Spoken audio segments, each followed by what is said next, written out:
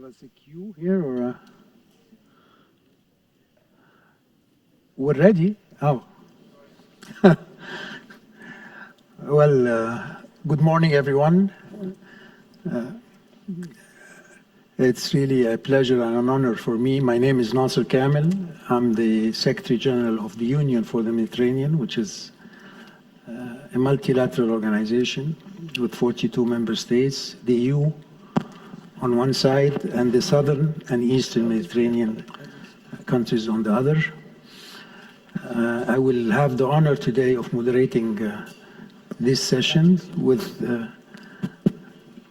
two colleagues, if I may say so, and the lady minister from Congo. Before Côte d'Ivoire. No, I will introduce you correctly later on. Don't worry about it. With all your background, don't worry about it. We're here today in the Antalya Diplomacy Forum, one of the most established forum of diplomacy, thanks to the initiative, of course, of the very capable Turkish foreign minister. I was told that most of you are PhD students or postgraduate students, so we hope we will be able to satisfy your curiosity when it comes to the subject of our discussion today, which is the role of locality in building an inclusive and sustainable post-pandemic recovery. As we say, recoding diplomacy, or the role of diplomacy today, is not only conflict resolution, but also trying to bring solution, find synergy, create partnerships for the challenges humanity is facing on the 21st century. Climate change, environmental degradation, and unfortunately, in the last couple of years, of course, the pandemic. I don't need to dwell on the impact of the pandemic. You are all aware of the heavy price we paid in terms of public health, but also in terms of our economic development during this very sad period. We all know that we've added somewhere between 150 to 200 million to the already pre-existing 700 million who lives in the world in extreme poverty. And when I say extreme poverty, that means less than $2 a day. And we know also that, unfortunately, the recovery has not been even, has been extremely uneven between the developing world and the emerging economies and the least developed economies, whereby those second category, the recovery is hardly 2.8, 2.9%, while the recovery in developed economy is around a growth rate of 5.6. And the reason is quite simple, is the slow pace of vaccination, which is another huge issue that could be discussed, why there is such a discrepancy in the rate of vaccination in today's world. We know also that while national governments in all our member states, or I say member states, that's a reflex, in all countries have been battling to contain the impact of the pandemic, but cities and local authority have been dealing with on-the-ground socioeconomic repercussion. They had to quickly upgrade their health infrastructure, reinvent the way service is delivered, transport, reorganize public space in order to respect social distancing, energize and support local business and entrepreneurs that were extremely impacted by the crisis, and also motivating, mobilizing, coordinating with the civil society to complement and fill the gaps in terms of government action and policies.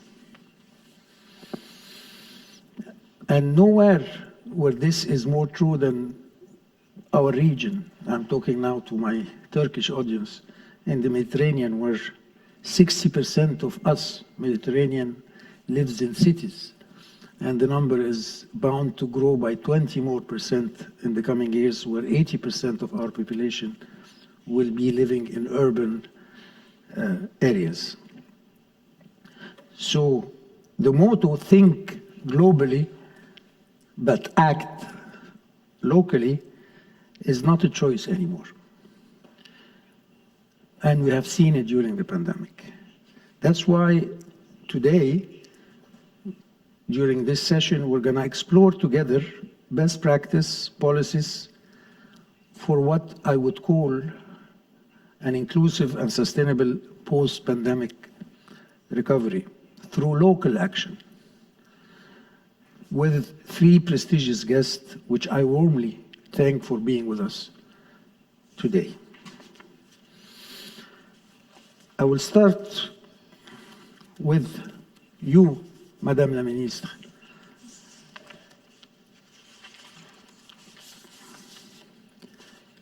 J'espère que je prononce bien votre nom. Kandia Kamisoko Kamara. Tout à fait. Bien fait? Très bien. Très bien.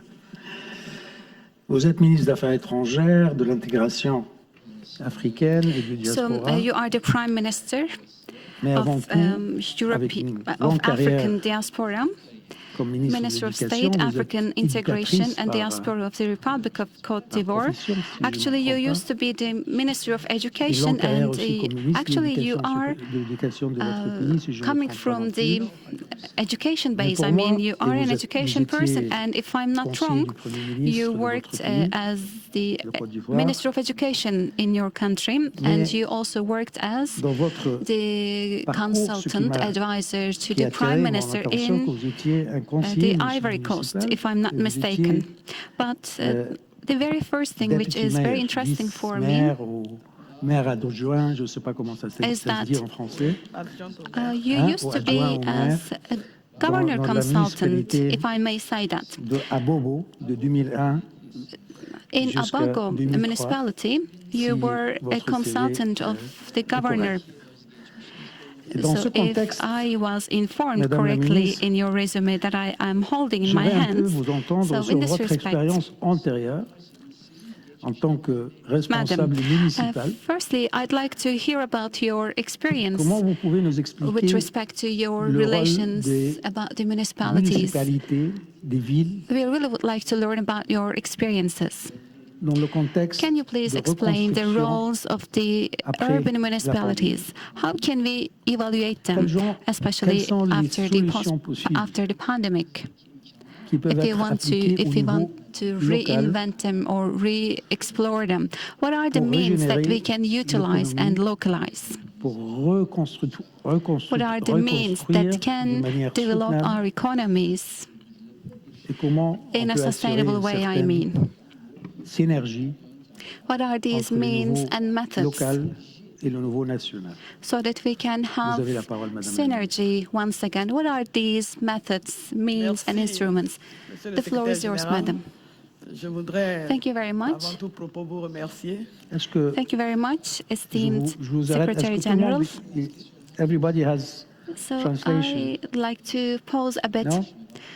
Has So we're gonna have to live with everyone that? received their Allez-y, headphones? Madame. So we are Donc, going to je proceed in voudrais this vous way, okay? remercier de m'avoir invité à ce panel très important pour First of all, thank you very much parler for inviting me to this very important l'expérience panel. ivoirienne, mais surtout au niveau de ma I'd commune, like to talk la about commune our d'Abobo. experience in La Ivory commune Coast, d'Abobo est située à Abidjan, qui est la especially capitale about de my la Côte region, d'Ivoire. Abago C'est in la Abidjan, commune la plus peuplée which de Côte is the d'Ivoire, capital city of un peu Ivory plus Coast. d'1,5 million habitants. Et donc, So dans it has cette the commune, en most tant que maire, crowded region of Ivory Coast. je me suis attelé à mettre en place la politique And in this nationale region, en matière de gestion de la pandémie de la COVID-19. we actually had a very national Oui, policy surtout en ce qui in terms of concerne, COVID management, especially la gestion de l'après-Covid. Comment faire en sorte que la population qui a your subi question effectivement les about conséquences très entrepreneurship lourdes de after cette pandémie pandemic. de la COVID-19, This question is very crucial. comment So, amener cette how could we population support à entrepreneurs se and remettre de cette pandémie? some Il faut dire business qu'en Côte d'Ivoire, owners after nous pandemic? How sommes can we support them so dépendants that de they la can politique nationale revitalize menée their par works again? le I président think de la République, son Excellence M. we Alassane Ouattara, are et le acting gouvernement on de Côte d'Ivoire national policies. dirigé par Assala le Premier Ouattara, ministre our Achille Patrick. head of the Donc, state, au niveau national, paves the way, and Ashri Patrick il y a eu un is the comité de prime lutte minister of our contre la country, and pandémie. we have the Et ce policies and we have the comité national a mis en committee place des fighting against comités pandemic. au niveau des départements et And au this niveau des committee communes. has Donc, en ce qui created some concerne ma commune, subcommittees per le rôle region. de ce comité, So, ça a été de on sensibiliser my own region, les populations qui my sont committee's majoritairement role analphabètes was pour leur to faire prendre increase conscience de sensitivity. la gravité de cette pandémie et comment se protéger, comment se Pandemic-related soigner pour sensitivity les personnes qui ont was été to be victimes increased, et especially surtout for the comment illiterate vivre population. après ou avec cette How could they pandémie be ou avec la COVID-19. protected against Donc, au COVID? niveau de ma commune, And dans chaque what quartier, on a mis should en they place des do comités for locaux de COVID and what sensibilisation. should they do after On a COVID? organisé So we la had many vaccination, campaigns comme and cela se fait au niveau activities national, for donc au raising niveau de la awareness commune. about COVID. Donc, il y a une bonne And campagne we de had also vaccination. immunization, Donc, tout a vaccination été mis à la campaigns. By the way, those campaigns were very des intense populations pour se faire vacciner. and good Et il y a as eu une well prise en charge au for our niveau des centres de society santé to be pour les personnes qui ont vaccinated, été immunized. affectées par We gave cette all the pandémie. possible support, Et and au niveau especially économique, c'est la chose la plus importante, COVID-positive parce que, patients on were parle de supported redressement and de they were given l'économie some du aid. pays And this is very après crucial, la especially COVID. for economics, Donc, en ce qui because we are concerne talking la about Côte d'Ivoire de façon revitalizing the générale, economy again, recovering au niveau du again. ministère de If I'm to l'économie et talk des about finances, Ivory il y Coast a eu un generally, plan de redressement avec un financement important pour the venir en Ministry aide of aux Economy and populations Finance directement, mais venir en aide aussi aux industries, created a au development plan, commerce, and et through this aussi plan, we aux try to acteurs du reach monde out agricole. all the Donc, des members of the financements ont été mis à leur society, disposition. all the civilians Concernant ma and all commune the commerce spécifiquement, people donc, il y a eu and un programme agriculture d'aide, people, everyone ou de actually soutien, is à the l'endroit des target femmes. of this program. Donc, les femmes Actually, ont we été can say that this organisées is a en support association, and en aid program coopérative.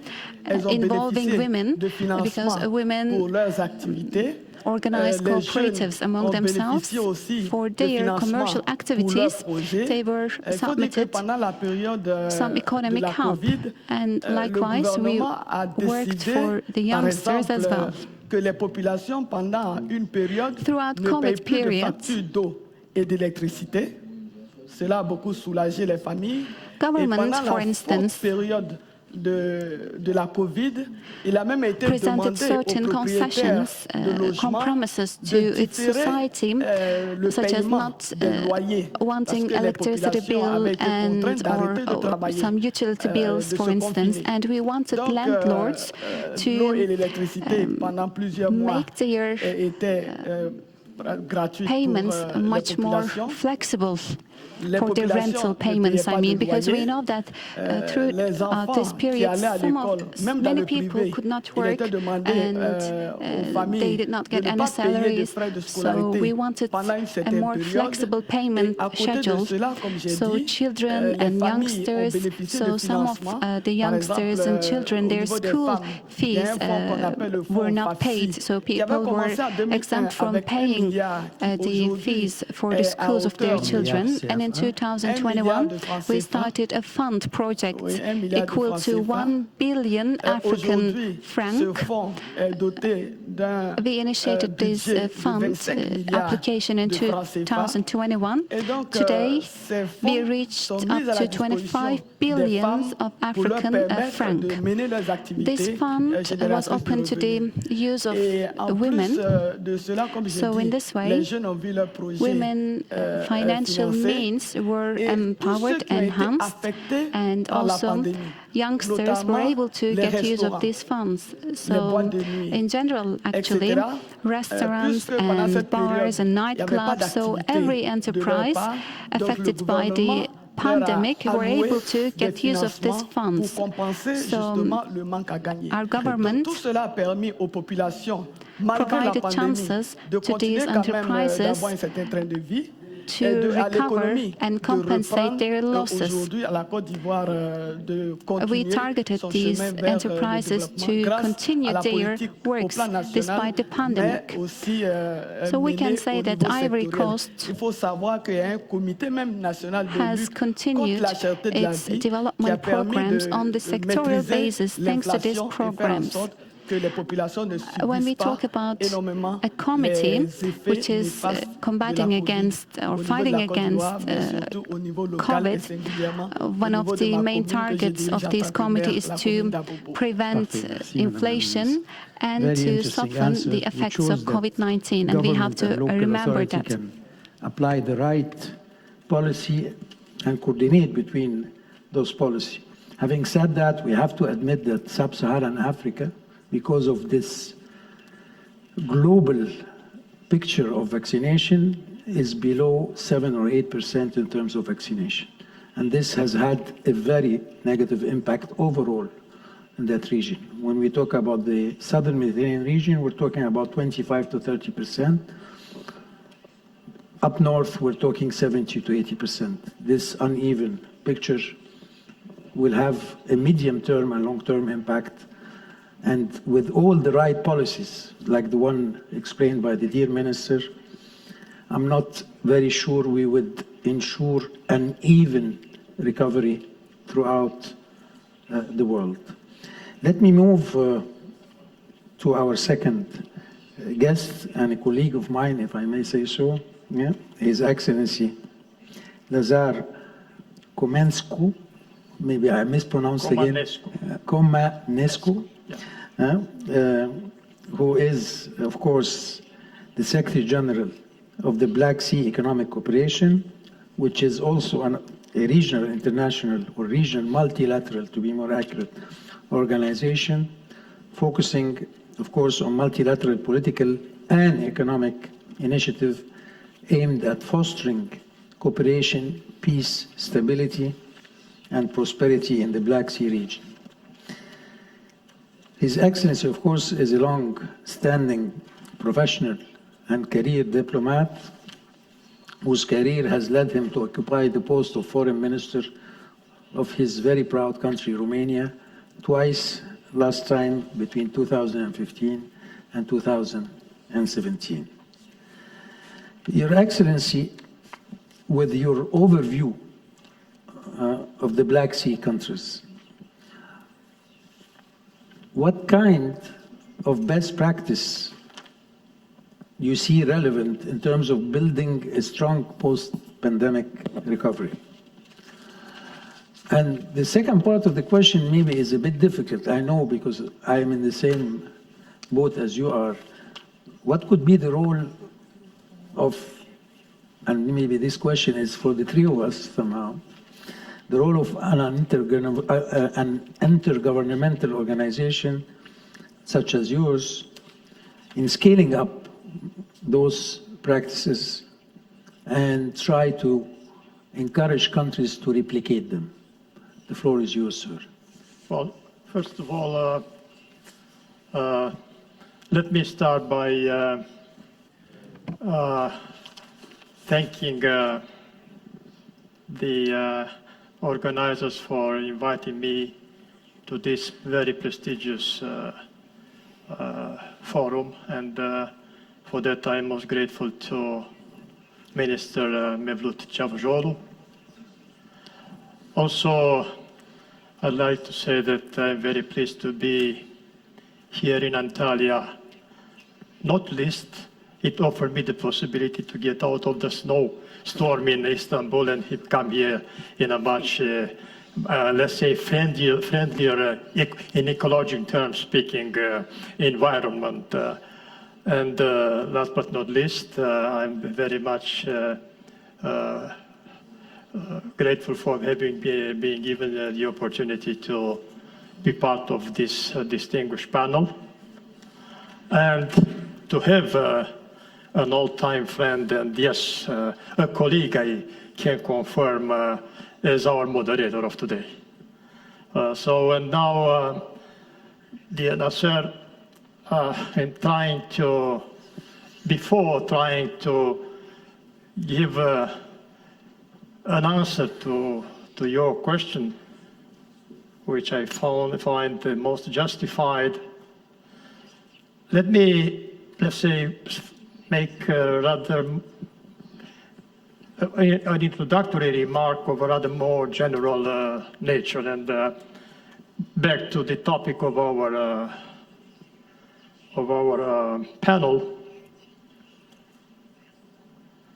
I would, from the outset, say that recovery, which we are all looking for after the pandemic, highly depends on the action at local level. Governments, national governments, local authorities, we cannot implement whatever plans, projects they envisage in this respect without taking into account the situation at the local level. And who are those who are have the best knowledge about that? The local authorities. Of course.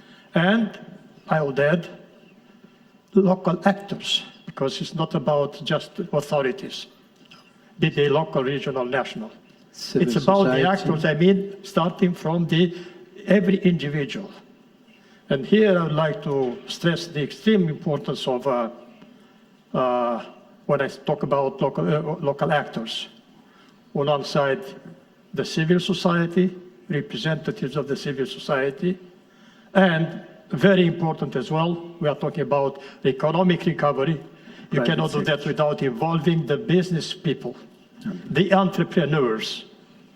Whatever project you may devise at national level, international level, at the end of the day, when it comes to the economic development and social development, without the entrepreneurial community, you cannot do anything. So this is an extremely important point, and that brings me to highlighting the idea of the best possible correlation between what is being done at the national level, at the regional level, local level, and to consult and to involve from the very beginning when coming up with any initiative, the local actors, as I said. This is one point which I wanted to make, and a second one of this remark of a rather general nature is that, we talk about the recovery post-pandemics, but it doesn't mean that we should simply pursue coming back to the status quo ante, in the sense that we have to take into account that to become resilient, because now it's about resilience, the key element for to face future crises, be it pandemics or climate change and other disasters. Governments at both national and local level must address long-standing inequalities. Madame la Ministre en a fait part. Nurture local economies and strengthen sustainability. And again, the need of this correlation among actors, be they at national level, local level, and sectoral level. And here we have to take into account interdependencies between education, healthcare, housing, climate change, economic growth, competition, and by the way, when talk about competition, we know history shows us that competition has been, and I'm convinced it will continue to be so, the engine of progress, of development. So far as this competition is meant for development and progress, not as a tool for, I don't know, pursuing other interests. And this is why I would say that all these aspects which I mentioned have to be taken into account in an appropriate way. That means have to be taken in, to be tackled in a holistic way. You cannot be successful in one area, disconsidering or ignoring developments or crises in the other areas. So, and this brings me to my organization, the organization which I have the honor to represent, and to let you know that this is the approach which we've been trying to have in this organization. It's been valid before I came in as Secretary General 8 months ago, and this is what I see as a top priority in terms of my, let's say, way of doing things at the level of this organization. And this is why within the various areas of activity which we are involved in, we have almost 23 working groups: healthcare, agriculture, transport, communication, trade and development, climate, and so on. We are looking into having dealing with these issues, these areas, in this correlated manner. And now, I will give you some very concrete examples of what we have been doing, and I hope with this I come closer to what our distinguished moderator was asking me to elaborate on. Just one example, and I think that's something which shows that in spite of a region, because you have to recognize the Black Sea region, Black Sea area is consisting of organization as well, is consisting of a membership of 30 member states, and it's an area quite, let's say, to be euphemistic, quite complex. And so in spite of this complexity, and even I would add, in spite of the existence of sensitivities, to say the least, we've been trying to do whatever is possible to do so as to bring up, initiate, launch, and eventually implement projects which are to the direct benefit of the ordinary citizens at the local level, starting from the local level, but devising at the same time initiatives and projects which cover all the area. And one of them, directly linked to the pandemics, is that we've established just since the beginning of the crisis a BSEC COVID-19 information platform, the aim of which is to collect experiences, practices, hurdles which have been met in each of the member states, and sharing it all throughout the region of the Black Sea area. And this platform has really been proving itself as of benefit for the local authorities as well. Another project, another initiative which we have launched. You may know that there is in the Black Sea area kind of, let's say, the so-called BSEC permit system. And in this period of the crisis, you witnessed, you've been aware about the fact that big difficulties, great difficulties arising from crossing the borders of the countries for well-justified and understandable reasons. What we've been doing to try to facilitate the crossing border, especially to facilitate the transport of goods, including medicines, around the region. And this is why we have set this basic permit system, allowing for trucks to move, how to say, in a more fluid way in the region. Also, we've been organizing a series of workshops dedicated to, and this was together with the cooperation with the European Commission and with the Center for Black Sea Studies, International Center for Black Sea Studies. We were organizing these workshops where through the participants were able to share from the experience and about the difficulties they encountered in taking measures so as to allow for the economy to go on as much as possible, less affected by the crisis. And environmental challenges we've been there to deal with as well.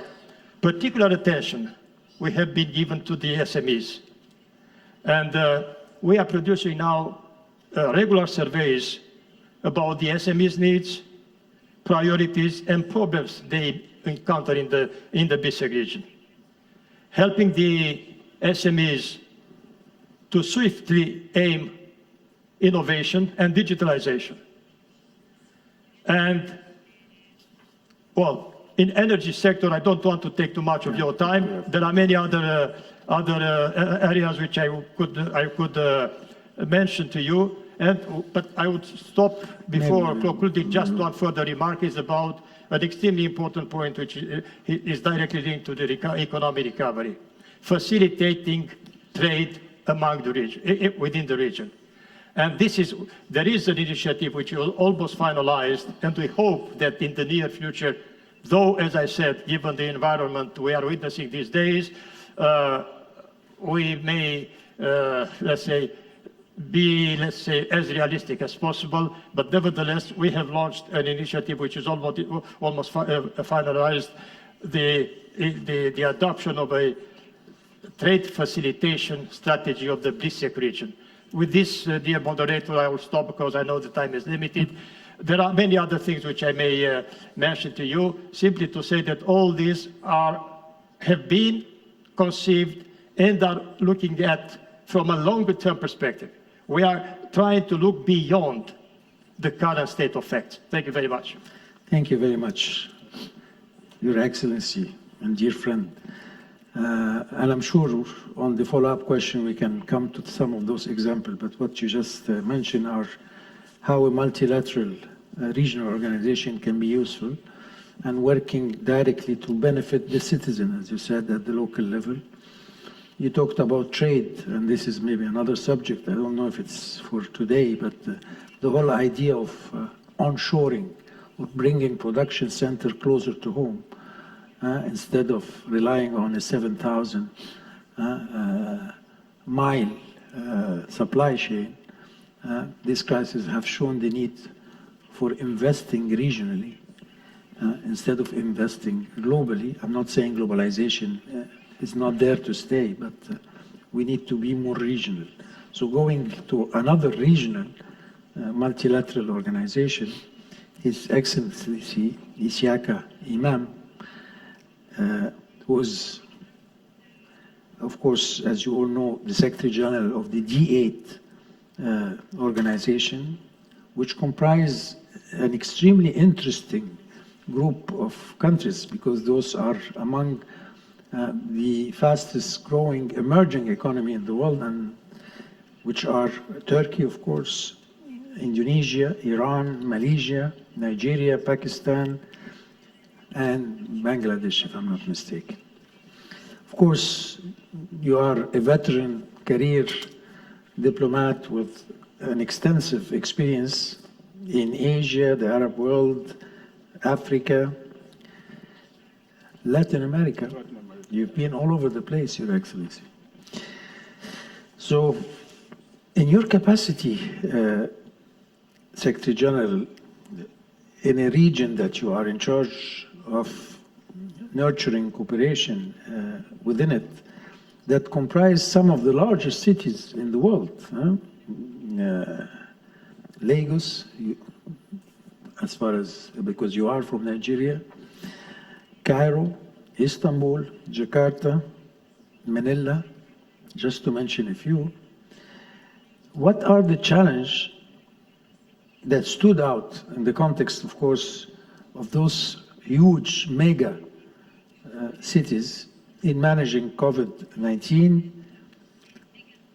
And in your view, did this city manage to deal with the challenge and to try to bring back growth and improve livelihoods? Were their policy, the applied policy, were the right ones, or more need to be done? Thank you very much, Mr. Moderator.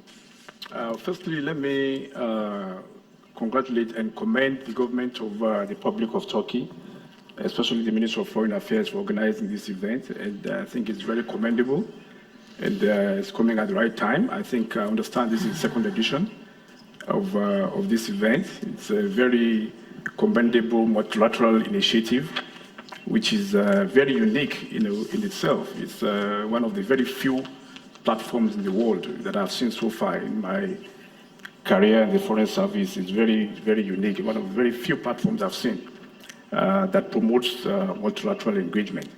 Having said that, I also want to thank the Minister of Foreign Affairs of Turkey again for extending invitation to D8 to participate in this event. I think it's also quite commendable. The subject of today is not an easy one. We have all been very deeply, impacted by the COVID-19. The D8 member state, like you mentioned, very fast emerging economies in the world, with a population of about 1.1 billion people when combined together, all the 8 countries. And when the COVID struck in 2020, it affected the economies of all the 8 member countries, very, very badly. So you can imagine companies shutting down for almost close to 1 year. In most of these countries, the backbone of the economies are SMEs, small and medium enterprises. So they had to shut down for 1 year. And it was not easy bringing them out of the dark, so to say. So some of the challenges, like you asked, is getting them back on track with capital. How do you? Well, most of them have not been active for 1 year. So how do you now inject capital into these businesses? And one of the incentives which we took in most of the D8 member states is to find ways how capital can be reinvigorated into some of these SMEs. Some were given, soft loans. Some loans, there was some loan reconstruction, renegotiation, moratorium on loan were also introduced. There were also intensives. We understand most of these, like I said, are SMEs that require energy. Most of them are energy. They rely a lot on energy. So some of these governments have to lower the tariff rate on energy so that the SMEs can boost the economy. And one of the sectors that were mostly affected was tourism. Among all these 8 countries, tourism is much more prominent. In Egypt, for example, it's one of the backbone. In Malaysia, here in Turkey as well, tourism is one of the backbone of the economy. So the tourism sector was shut down for 1 year. So how do you bring it back to life? It was not easy. So you had to give incentives to the tourism sector, especially the SME operators in that sector. They were actually had to be given some kind of capital injection to enable them to spring back to life. So in Nigeria, for example, the government established what you call a national presidential committee that is in charge of monitoring this COVID-19 pandemic. And a lot of money was injected into the SME. Close to $3 billion was injected into various kind of programs. You have one what is called the trader monies, trader money program. You will not believe it, but as low as $20, just $20. It could make a difference. It could make a difference. 100%. So that $3 billion was injected into the SMEs.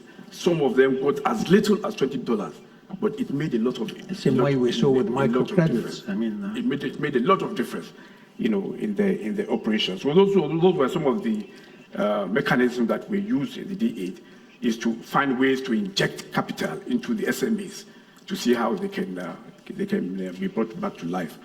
Another thing we did was to establish what we call a health and social protection program. It's a new agency which was established, and it was established in Nigeria, in Abuja, because it's one thing to provide these incentives, but most of the countries in the world, we have to prepare against there may be other emergence of another pandemic. It might not be COVID, it could be other things.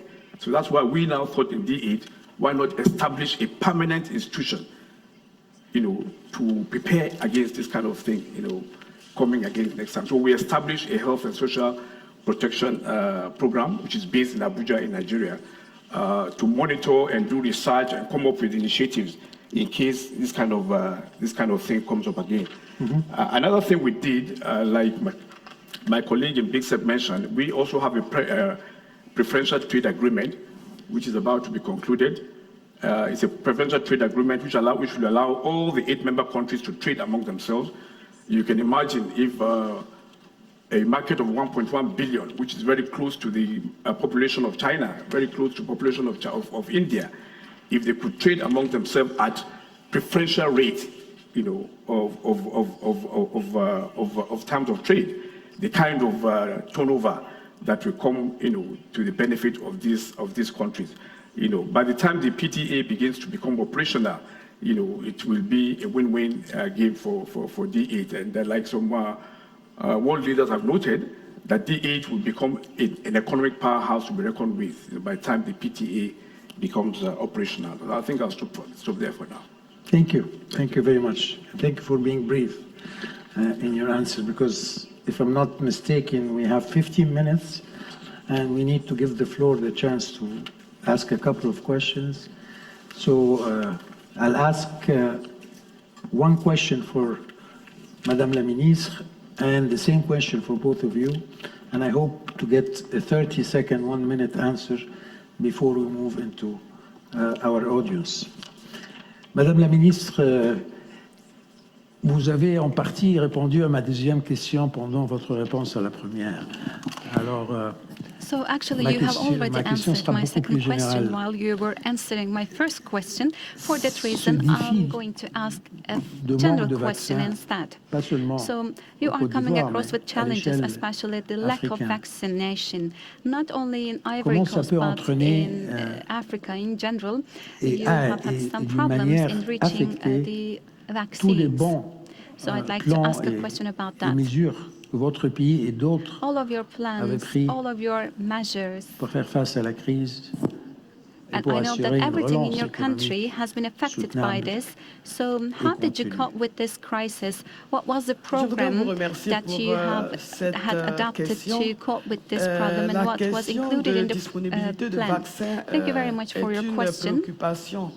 For vaccines to be accessible, au dernier sommet de l'Union africaine, la question a été soulevée. Donc, aujourd'hui, ce que nous demandons au niveau de l'Afrique, c'est que la possibilité soit donnée aux pays africains de produire des vaccins. Et d'ailleurs, la Côte d'Ivoire a exprimé cette volonté, non seulement au niveau de l'Union africaine, mais au niveau de l'OMS et je dirais même au niveau international.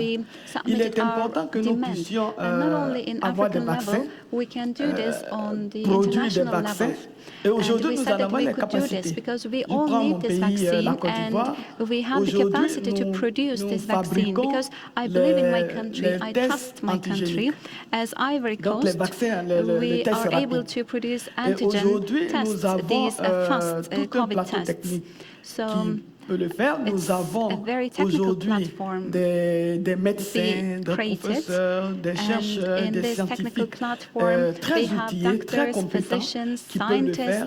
Aujourd'hui, nous avons besoin de l'aide de la communauté internationale, de l'aide de l'OMS, de toutes les bonnes volontés qui pourront nous accompagner afin que nous puissions produire des vaccins, pas seulement contre la COVID. Aujourd'hui, on parle de COVID, mais nous avons aussi en Afrique d'autres maladies comme le paludisme, etc. Et donc, nous avons besoin d'avoir cette possibilité de produire des vaccins pour accroître la disponibilité des vaccins pour toutes nos populations, pour que ces populations soient protégées, pour que ces populations soient en bonne santé, pour que ces populations continuent d'être productives. Parce qu'on parle d'économie, quand on parle d'économie, on parle d'acteurs, on parle de ressources humaines, on parle d'hommes, de femmes et de jeunes pour pouvoir justement dynamiser l'économie. Donc la Côte d'Ivoire est un pays aujourd'hui qui est en plein progrès, mais pour que ce progrès continue, jusqu'à ce que la Côte d'Ivoire devienne un pays émergent, il est évident que nous mettons l'accent sur le capital humain, que ce capital humain soit en bonne santé, bien formé. Donc pour ce faire, nous avons besoin de vaccins. Aujourd'hui, quand vous prenez l'Afrique tout entière, c'est seulement l'Afrique du Sud qui a commencé à expérimenter la fabrication et l'Égypte aussi. Mais vous voyez, l'Afrique, c'est 1,4 milliard de personnes. Pardon? C'est même insignifiant. C'est même insignifiant. Nous voulons que l'Afrique, qui a l'ambition de se développer, nous voulons que les Africains soient protégés. Donc nous voulons avoir des vaccins vraiment en permanence parce que nous ne voulons plus être tributaires de la disponibilité des vaccins au niveau de nos partenaires, parce que quand la pandémie prend de l'ampleur, il est évident que ces pays producteurs de vaccins se donnent la priorité à leur population. Et ce qui nous a pénalisés pendant longtemps, parce qu'il est arrivé des moments où l'Afrique ne recevaient pas de vaccins parce que les pays qui produisent les vaccins étaient eux-mêmes très affectés par la pandémie. Donc nous voulons vraiment cette disponibilité et c'est un appel que je lance à la communauté internationale afin que la possibilité soit donnée aux pays africains de produire des vaccins pour protéger leur population, pour que cette population continue de dynamiser l'économie. Nous avons des possibilités, nous avons des compétences, nous avons simplement besoin du soutien de nos partenaires. Donc je profite vraiment de ce panel pour lancer cet appel à la communauté internationale. So I believe that this panel is very crucial, and I am here just to announce our wish to other countries in the world. Fast, because we only have a couple of minutes, because we need to listen to I started by saying think globally and act locally. My question to you, can we also think globally and act regionally, since you are both in charge of regional multilateral organization? Would the regional framework be useful? I think that you've guessed what I was about to make. The question is for both of you. That makes me bring back, highlight once again, the need of appropriate coordination between global, national, regional, local levels. And I give you one example, and this is for, let's say, for the geographical aspect. But there is also the other one, interconnected areas of action. Give you just one example of sticking to the vaccination. It is extremely, commendable that, for example, the European Union was able to provide billions of vaccines in other countries than Europe. Later. Just a moment. My question is the following.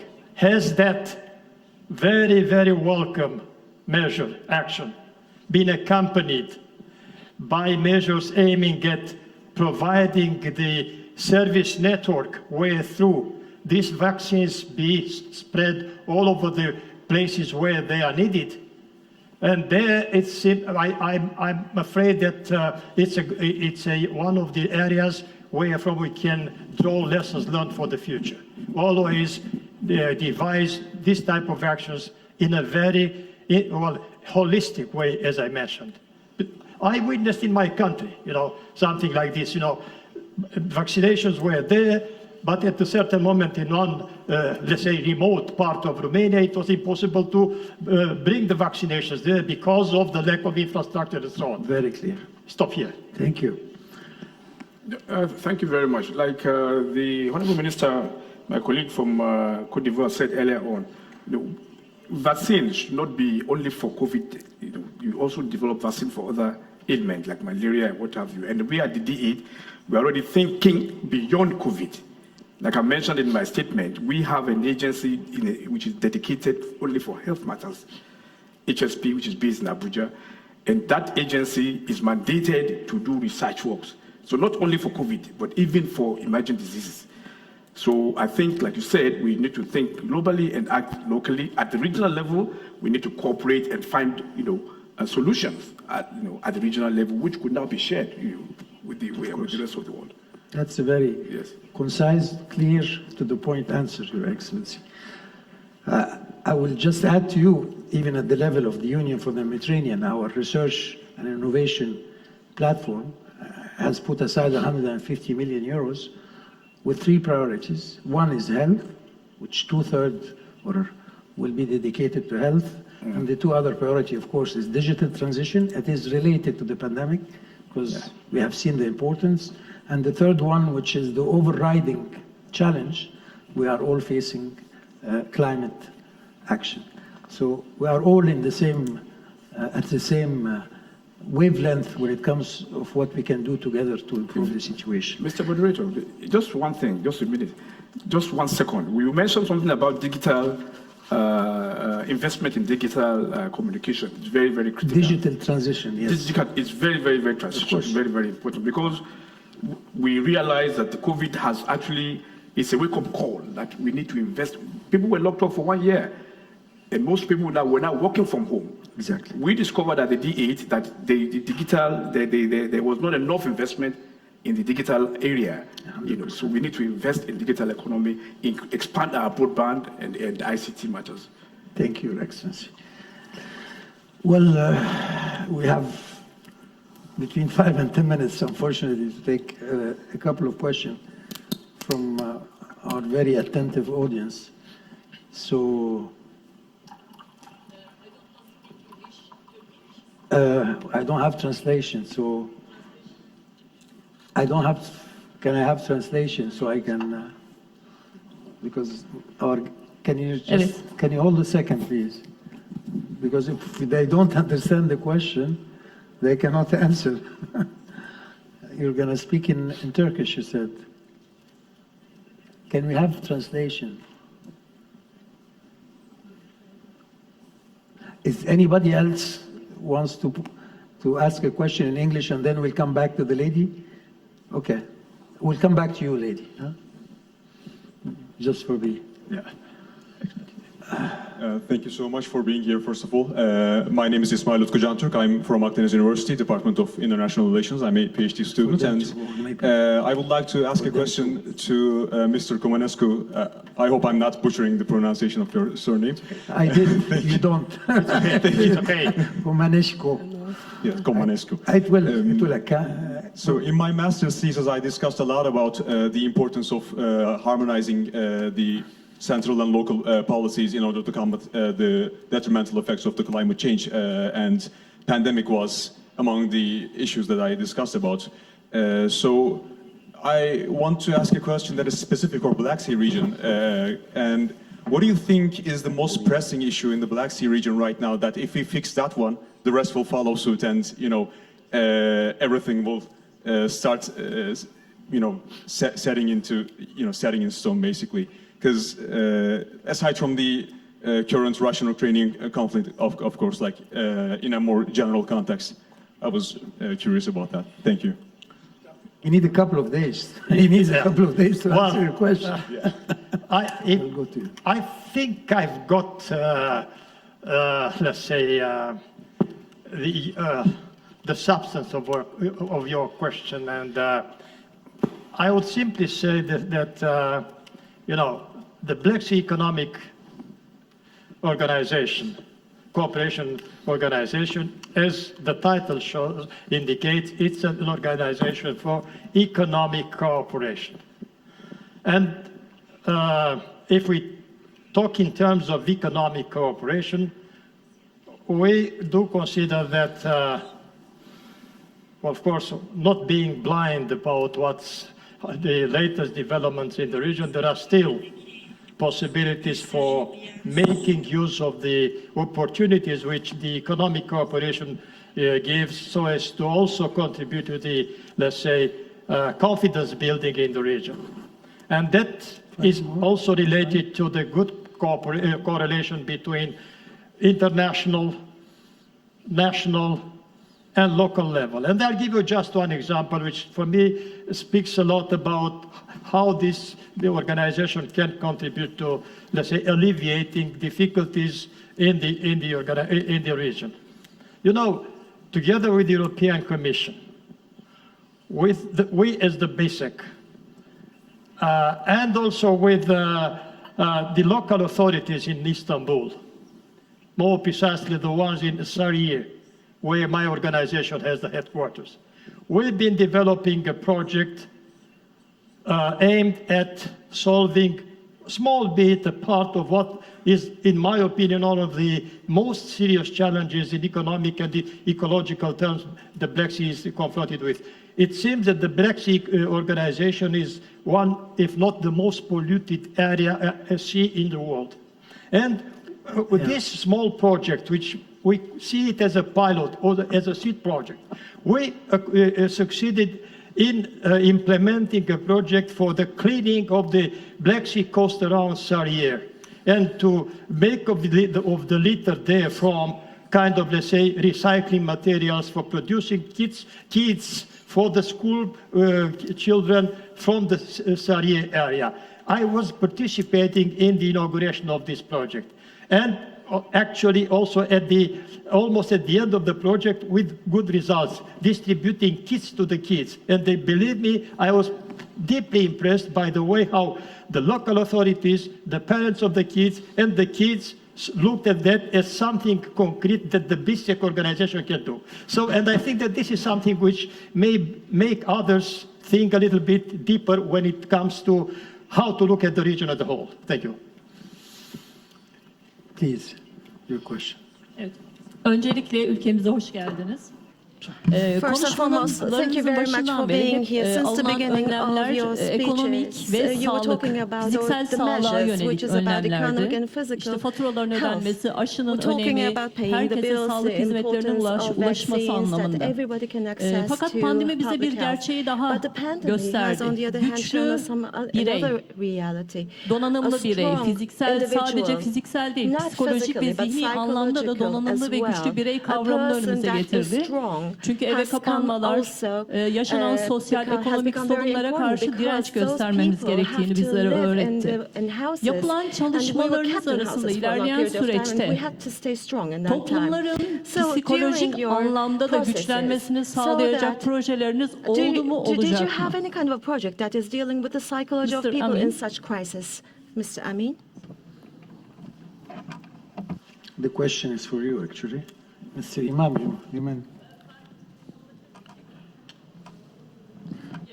But I can... Yaşar İçen. My name is Yaşar İçen from Yeni Birlik newspaper. I'm a columnist. Thank you. Difficult question. Because, no, not so much. Because not so the much. Psychological dimension. Yeah. I think it's a very good. It's a very good dimension that she brought on board. Well, we don't have much of, but we have a lot of NGOs. We have non-governmental organizations, at least in our own regional level. We have NGOs that we do work with, in terms of looking at how people respond to these kind of things. Because when you look at the psychological impact of people being locked at home for 1 year, You know, how do you help them? One way out in which some of our member states did that is to probably provide what you call direct monetary cash transfer. You know, cash transfers have been paid directly to families. It varies from country to country. The amount varies from country to country. That's the economic dimension. What she's talking about is the psychological resilience. Yes. Dealing with the loneliness of and if you allow me. Yeah, please go ahead. To be honest, I don't think national government did much in that area. It was mostly civil society. It was mostly the media played a part in a positive way for once, because not always the media is a good source of influence, but in this particular crisis, and local, and this is again talking about local support group, volunteers. It was done more at the individual, local, private, civil society level. I have to admit to you, unless I'm contradicted by my colleagues, I don't think national government or even regional or international had the means or the capability or even the focus to be able, because they were dealing with the larger issue, overcrowding of hospital, supporting business in dire needs of financial support, dealing with the rising unemployment in the whole spectrum of our countries. So I think this very difficult challenge was mostly dealt with at the local and individual and civil society level. With this, unless somebody else wants to raise, please. Madame la Ministre, s'il vous plaît. Oui, merci. Je suis intéressé par la question du premier intervenant et puis qui va rejoindre aussi celle posée I'd par like to say a few things about the speech of the first speaker, and also the second speaker has mentioned the same thing, and you asked about our priority. I'd like to say that our priority is about finance, because every policy that I have mentioned is supported by finance. So for that reason, we try to transform our economy. We decided to transform our economy through commerce as one of the first countries in the production of cacao and cajun. We try to transform ourselves to create employment, because it might mean means of livelihood for our society, and it is going to develop our economy.